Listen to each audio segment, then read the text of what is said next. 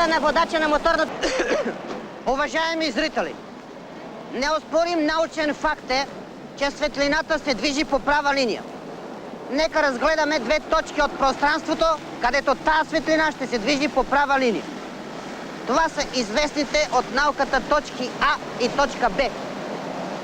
Ако сега разгледаме явлението в сферата на автотранспорта, то под точка А може да разбираме главата на водача на моторното превозно средство, а под точка Б светофара. Да прекараме сега правата линия. Какво виждаме, другари?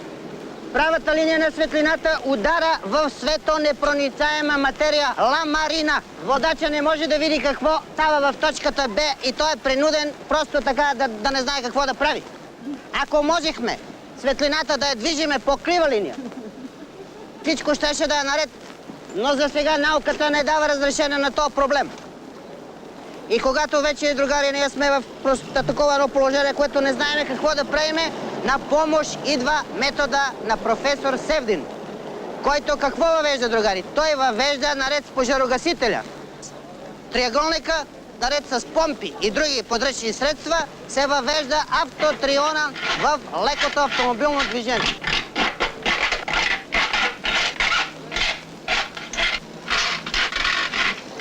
И така, другари, светлината вече не е враг, а пръв приятел на водача на транспортното средство. Благодаря ви за вниманието. Стълбата е най-великото откритие на човечеството, което се е лутало долу, горе. Горе-долу.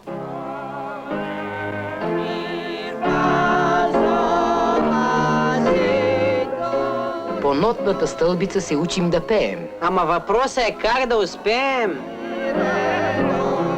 Има стълби и стълбички. Има стълби, които сами ни изкачват. Има стълби открити, скрити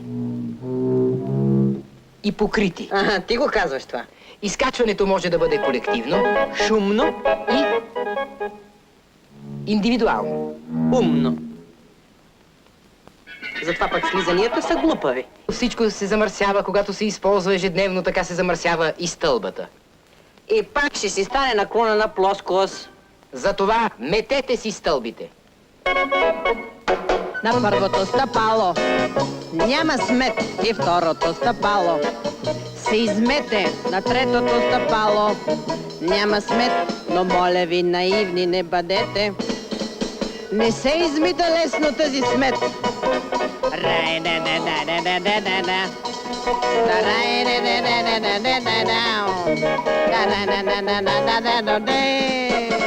Не се измита лесно тази смет, но моля ви, назад се обърнете.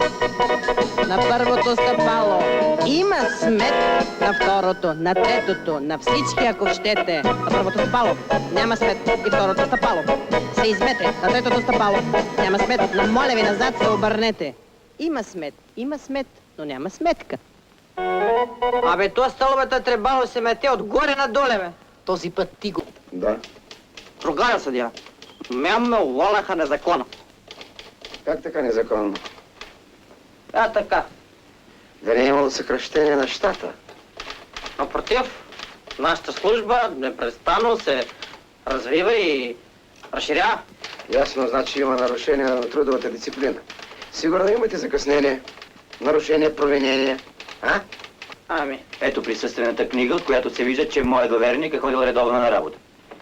Той беше най-дисциплинираният служител в цялото учреждение. По цели 8 часа стоеше само на бюрото си. С извинение, той посещаваше туалета само в извънработното време.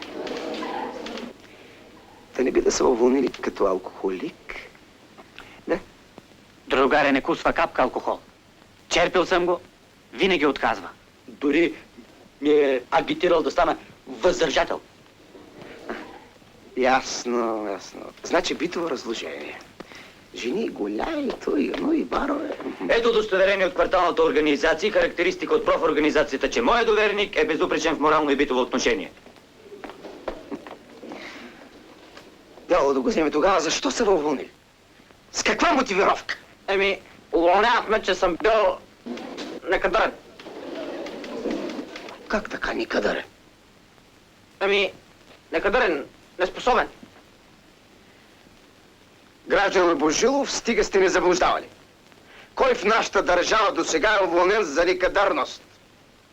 Такъв случай у нас няма! Драги зрители, от древни времена животът в селищата се е съсредоточавал около домашното огнище. И малкият пушек, който коминчето на селската къщичка е изпускало, е символ на живот. Там, където има пушек, има живот. Там, където няма пушек, няма живот. В днешния модерен век, в който живееме, с въвеждането на химизацията, автоматизацията, кибернетизацията и топлоелектрическите централи, пушекът изчезна от домашното огнище. И тази силна атавистична нужда ни кара ние да въведеме един нов метод. И прави чест на град Перник, че именно този град, в който общо взето се знае, че пушекът не липсва, въвежда така наречените колективни комини. Колективен пушек. Въвежда се новата система, при която един общ комин упушва един цял блок, така че всички семейства от този блок могат да получат нужното им количество домашен пушек. И защо мислите, другари, съм дошъл днеска тук в това дъждовно време, болен, стар, изнемощял и уморен? Защото въпросът не търпи отлагане. А именно, още от древността моите римски колеги, научни работници, социолози, са установили, че за да бъде един народ доволен, щастлив и радостен, не му е необходимо хлеб и зрелища. Хлеб ние днеска имаме в достатъчно количество, другари. И не само хлеб, ами нужните му прибавки. Сирене, кайзер пастърма, хамбургски салам, ловджийски наденички, кьополо и мамбалда и така нататък. Но зрелищата, другари, по положението на зрелищата ние в момента, както виждате, сме гола вода. Уважаеми зрители, какво привлече нашето внимание? Нашето внимание днеска привлече случайно оцелелата от Втората световна война и бомбардировките квартална гостилница Славия. Какво е особеното в тази гостилница? Особеното, че тя след един ден ще се трансформира в модерна полуавтоматична закусвална. По предварителни данни, човекозадържането в закусвалната ще бъде 2 минути 30 секунди, което включва избор на меню, консумация и плащане. Няма да има никакви разговори, човеците се движат полуавтоматично, ядат, излизат, влизат нови, ядат, излизат, влизат нови.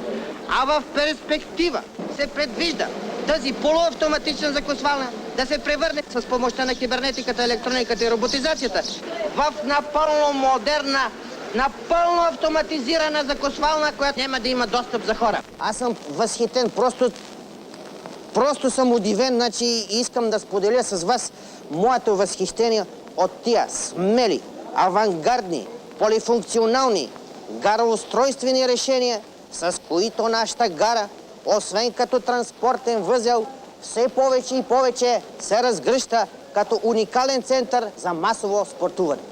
Нарушавайки класическите решения, нашите проектанти смело отдалечават трамвайната линия от гарата, с което това разстояние се превръща в идеална писта за 400 метра бегане с препятствие. А вдигането на тежести влиза в задължителната програма за всички възрастови групи. Двете колички, с които разполага гара София, разбира се, не са в състояние да попречат на това благородно дело. Още повече, че те са винаги в ръцете на най-яките представители на пътуващото население. И така, масов спорт чрез транспорт. Искам да използвам тая трибуна да разясна някои факти. А именно, че в разширеното жилищно строителство едни лица извършват самия строеж, а други лица населяват жилището. Това е в разрез с старите български традиции, където всеки сам си изграждаше своя дом. И наистина, другари, съвсем друго е самочувствието ти, когато знаеш, че с тези 2 ръце ти си изградил тези 4 стени. Да разгледаме сега който и да е от завършените и приет по документи апартамент. Ето в този дом, например, е дадена пълна свобода за разгръщане таланта на любителя водопроводчик. А за тези, чието хоби е лепенето на тапети, има открит фронт за действие.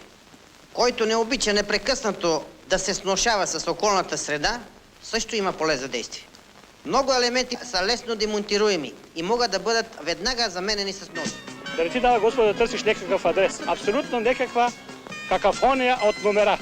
Едно време имаше улици и с наименование на улицата, от едната страна са чиф, от другата тек. И човек може да се ориентира. Сега абсолютна дезориентирация. Драги зрители, намираме се в столица София, квартал Хаджи Димитър.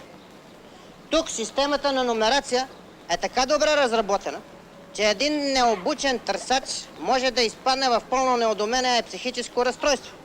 И ще кажете защо? Защото нему не са известни основните методи за търсене на адреси, а именно метода на Нейгаус и Штрокхайер, както и координатната система с куче.